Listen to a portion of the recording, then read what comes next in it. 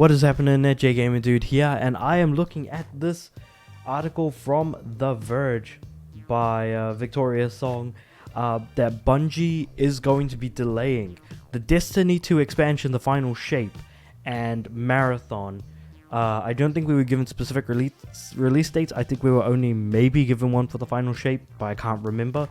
In what has been among a ton of layoffs, and in fact, it's kind of hard to tell exactly what has been going on in the live service space. The fact that so many companies are laying so many people off, whether it be from Epic, the guys who made Fortnite of all things, are in like such a rough spot that they're laying off a large number of people, hundreds of people. And then you have like Bungie, who made Destiny, who are able to continue making content for this game that felt like it had an absolutely ravenous fan base that just felt like it could do no wrong. As it turns out, in a very strange twist of fate, it turns out that maybe, just maybe, some companies can actually do wrong. They may have been the poster child in the past, but even so, like, when time passes, like, nothing can shield anything from change. The passage of time is a cruel thing, and it can change things for the better, but guess what? It can also change things for the worse. So essentially, it's been a bad year for developers, hands down, without a doubt. Even though we're sitting among some of the best games that have come out in recent memory, all within a single calendar year, while being a gamer has been absolutely brilliant, being a developer just has been absolutely brutal instead. It's a very, very different vibe. And honestly, it just kind of sucks when you like walk into the office one day, realize you can't log in, and then it turns out, guess what? That was you being told that you're being fired. Like, that genuinely sucks. So it doesn't change the fact that like the live service model was never a good thing to begin with, and the fact that even the old guard like Bungie, like Epic, are in fact laying people off because expenses, the people weren't buying DLC, not even DLCs, but like microtransactions throughout just 1 year of a game's life cycle that's been around for years and years, ended up with like a lot of people just being thrown off the bus, being thrown off the boat, and expected to swim with expected to swim in like cold uncharted water that they've just been left behind in by the company that originally hired them. It sucks to be a developer, without a doubt, and we can all look back and say that live services were never a good thing, and you should just keep making smaller, cheaper games and don't charge so much for them. I think it's clear that people are kind of getting tired of like paying for microtransactions over and over. If only we could have just gotten a complete game from the very beginning, that would have been really nice. I'm just sitting down and kind of like looking at my PS5 screen, and I can already see Yu-Gi-Oh! Legacy of the Duelist, which no doubt I've been playing a lot of. Playing through so many duels, like I've been able to make so many videos out of just each individual duel of this game, and yet I'm just not quite there yet with even coming close to finishing at 36 hours of game time. That feels crazy to think about. As much flack as I give Assassin's Creed games, they are surprisingly like well-built games. In fact, I'm looking at Black Flag on my PS5 that it is downloaded at the moment. It is a great game that you could just sit down and play through. It is a complete experience, without a doubt.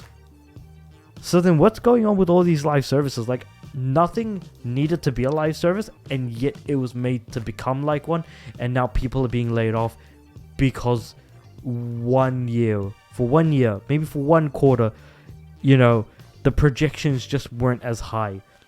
The fact that the money coming into the company was 40% less, like, you need to have absolutely bungled so very badly for that to have been the case. But the fact that we're also in a year where we have very, very good games. And so you might be thinking, okay, what does extremely good games releasing in a single calendar year have anything to do with an ongoing game not being able to, make as much money?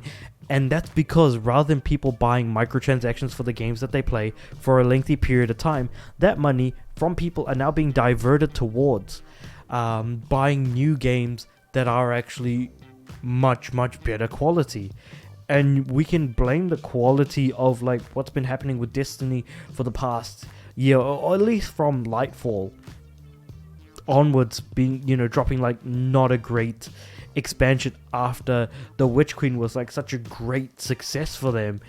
It almost comes back to like the presentation that Bungie did at GDC, which was don't over deliver, because when you do, you're going to set yourself up for failure, because whatever you're going to put out next is just not going to be as good as what you did put out. And that's kind of what's happened. Is Bungie put out the Witch Queen, people absolutely loved it. They put out Lightfall, everybody universally kind of just hated it, and now we kind of find ourselves here. And again, this isn't just limited to Bungie, it's across the board.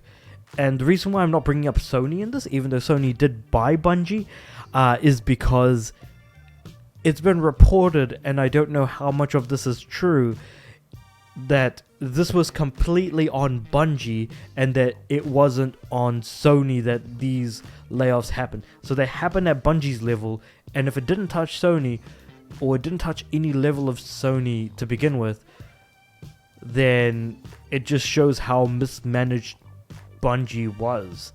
And then even on top of that, the idea that Bungie was also able to get more money for the purchase of them to be able to keep more people on staff, but then to still again undershoot 40% in terms of your actual projections on what you were expecting to earn is just laughably shocking. But again, this is like a non-business person, a non-game developer, just someone who plays games, looks at the situation from like outside, from a distance, and just tries to make guesses, theories, and sometimes try to come up with ideas, albeit that I don't think I could ever genuinely come up with an idea that might actually be able to suffice at all in any case with this particular situation. I can only just kind of sit here and watch as everything just kind of goes up in flames. I don't know. This was just kind of like my thoughts on the whole situation. Again, comment below if you guys have any theories, if you want to refute anything that I said. Again, absolutely try in the comments below. Like the video if you liked it, and of course subscribe to the channel, aiming for 100 subs by the end of the year. But of course, I also want my videos to go out to more people, and of course, hopefully, there's some actual game devs out there that can actually comment on the situation, share their thoughts, whatever have you, anything else in between. But with all of that said and done, I do upload every day, so I'll see you guys tomorrow.